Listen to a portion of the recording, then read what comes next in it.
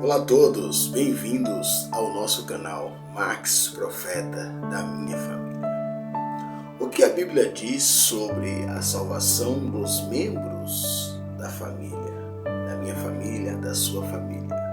É sobre isso que iremos abordar neste vídeo, mas antes já quero agradecer a você que é inscrito no canal.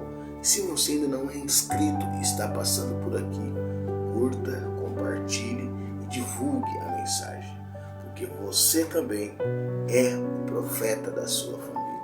Você também pode declarar vitória, salvação, prosperidade, tudo aquilo que o seu coração almeja para a sua família. Você também é o profeta da sua família, pois fique com esta palavra que vamos trazer neste vídeo. A salvação de toda a casa ou família é a ideia que as famílias inteiras são salvas de uma só vez. A salvação de toda a família é realizada através da fé do líder da família. Seu pai ou chefe da casa se declara um cristão, então ele preside sobre um lar cristão. Os membros de sua família são automaticamente cristãos, com base na decisão de seu pai, marido, esposo. De acordo com esses conceitos de salvação, Deus salva toda a unidade familiar, não apenas o indivíduo a expressar a sua fé. Uma boa compreensão dos ensinamentos da salvação da Bíblia, de todos da mesma família, deve começar com o que a Bíblia ensina sobre a salvação. Em geral, sabemos que é apenas um caminho para a salvação, que é através da fé em Cristo Jesus, que está descrito em Mateus 13, 14, João 6, 67, 68, 14 e 6, Atos 4, 12, Efésios 2, 8. Sabemos também que o comando para crer é dirigido a indivíduos e que o ato de crer é um ato pessoal. Assim, a salvação só pode vir a um indivíduo que pessoalmente acredite em Cristo. Acreditar em Cristo não é algo que um pai possa fazer por um filho ou filha. O fato de que um membro de uma família acredite não garante que o resto de toda a família vai acreditar também. Mas quando o líder, o pai, acredita, crê, tem a fé, este exemplo passa para os filhos e para toda a família também. O próprio Jesus indica que o Evangelho muitas das vezes divide família. Em Mateus 10, 34, Jesus diz: não penseis que vim trazer paz à terra. Não vim trazer paz, mas espada, pois vim causar divisão entre o homem e seu pai, entre a filha e sua mãe, entre a nora e sua sogra. Assim, os inimigos do homem serão os da sua própria casa. Abre aspas, estas palavras completamente enfraquecem o conceito da salvação domiciliar. Se as pessoas pensam que são salvas de forma individual, então como devemos interpretar essas passagens da Bíblia, que parecem conter uma promessa de salvação de que todos da casa serão salvos? Como podemos conciliar a necessidade de indivíduos acreditarem a fim de serem salvos e versículos como Atos 11, 14? Nessa passagem, Cornélio recebe a promessa de que a sua casa seria salva. Em primeiro lugar, como acontece com qualquer passagem da Escritura, devemos considerar o gênero ou tipo de livro em que ocorre. Neste caso, esta passagem é encontrada em Atos, uma narrativa histórica de acontecimentos reais, um princípio relativo à história bíblica é que nenhum evento pode ser automaticamente suposto ou explicado a toda situação. Por exemplo, Sansão arrancou os portões da cidade de Gaza e os levou até a colina.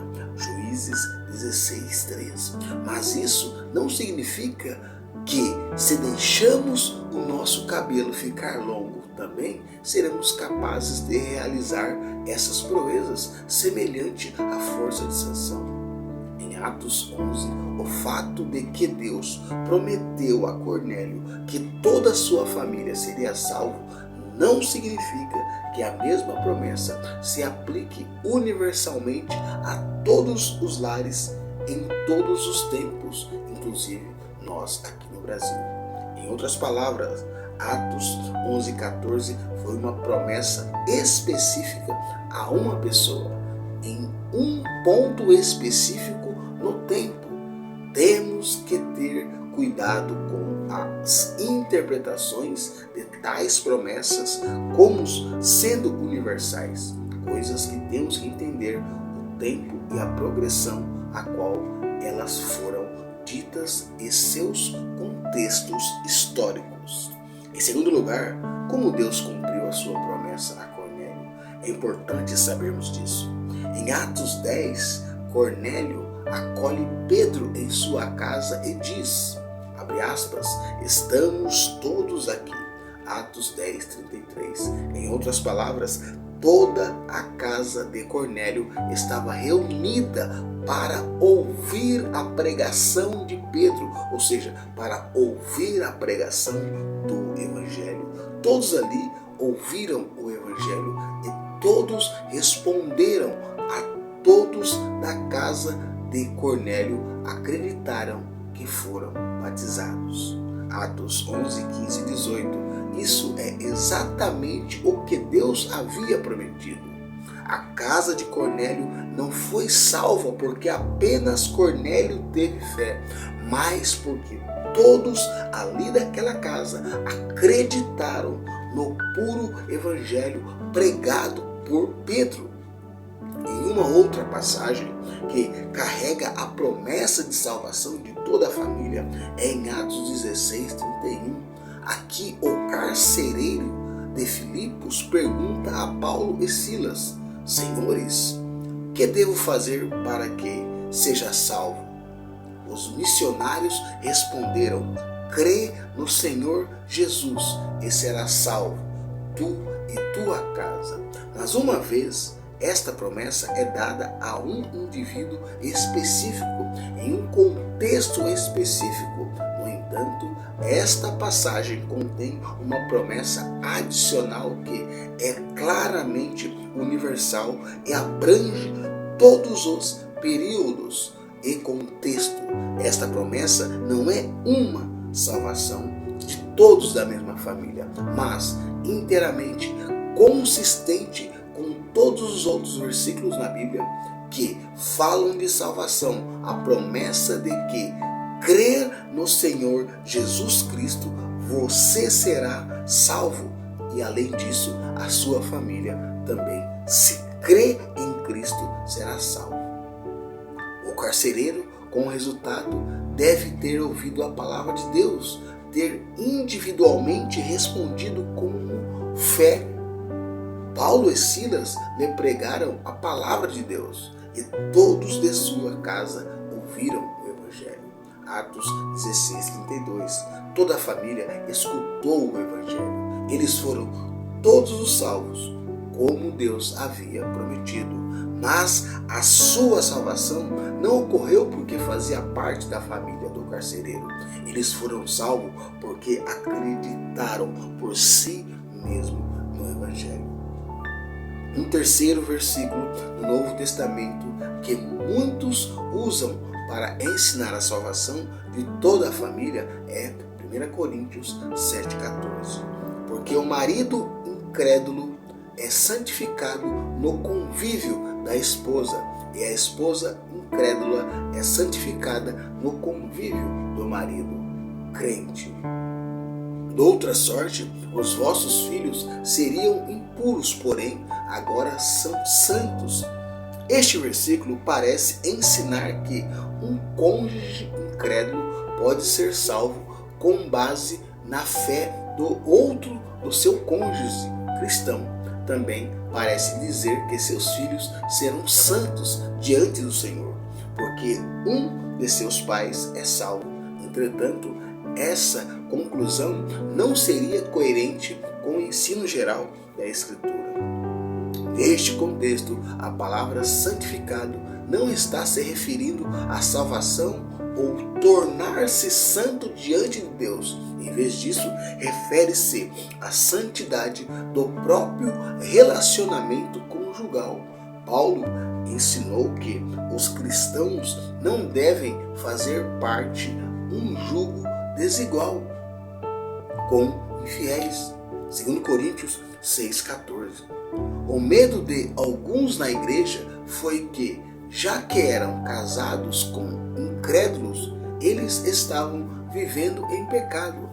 O casamento era impuro e os filhos desta união eram ilegítimos. Paulo acalma seus medos. Os crentes que já estavam casados com um incrédulo deviam permanecer casados, contanto que o incrédulo consentisse em ficar casado.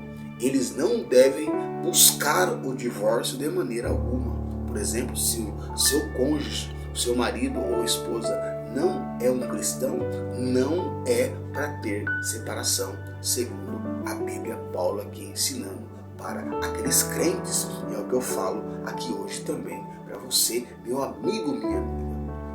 Da mesma forma, os filhos de seu casamento são legítimos aos olhos de Deus. O fato que em 1 Coríntios 7,14 não está falando da salvação da família é visto claramente na pergunta que Paulo faz em 1 Coríntios 7,16. Pois como sabeis, ó mulher, se salvarás o teu marido? Ou como sabeis, ó marido, se salvarás a tua mulher? Se a salvação da família fosse verdade, então a mulher já seria salva, mesmo sendo uma pecadora, com base no marido. Paulo não teria necessidade de referir a um tempo futuro de salvação para ela. O que é um tempo futuro? É um tempo que ela iria ouvir a mensagem do Evangelho e se conscientizar de si mesma. O próprio Espírito Santo iria adentrar em si mesma e ela seria salva. A Bíblia não promete salvação de todos da família. Entretanto, isso não significa que um pai piedoso ou uma mãe piedosa não tenha uma influência espiritual profunda nas crianças, nessa família. O líder familiar define o rumo para a família. Você, pai, é responsável pelo direcionamento da sua família, de maneira espiritual ou não. Inclusive e principalmente deve ser um pai e uma mãe piedosa. Nós devemos, sinceramente, esperar e orar e nos dedicar à salvação de nossas famílias. Pai, mãe, filhos. Há muitas vezes, quando o Deus de Abraão também torna o Deus de Sara, então de Isaac, então de Jacó, como de Charles Spurgeon diz: embora a graça não seja algo encontrado no sangue e a regeneração não seja de sangue e nem de nascimento, muito frequentemente Deus, por meio de um membro da família, atrai o resto a si mesmo. Ele chama um indivíduo e então usa-o como uma espécie de chamariz espiritual para trazer o resto da família para a rede do Evangelho. Esta é a mensagem de hoje. Por isso, você pai, você mãe, seja um pai, seja uma mãe piedoso, porque ao você transmitir os princípios do Evangelho, a palavra do Eterno para a sua esposa, caso ela não seja uma cristã, os seus filhos, caso não sejam cristãos, a sua referência, o seu exemplo, principalmente, exclusivamente, a sua fidelidade como o Deus eterno, todo-poderoso, através de você, Deus com certeza pode fazer um milagre na sua família. Ele vai usar você para fazer um milagre na sua família. Deus vai usar você e eu para fazer um milagre na nossa família. Um grande abraço e até o próximo encontro, se assim o Eterno nos permitir. Se você gostou, se inscreva, curta, compartilhe e divulgue a mensagem para o máximo de pessoas que você puder, pois é muito importante que esta mensagem seja difundida.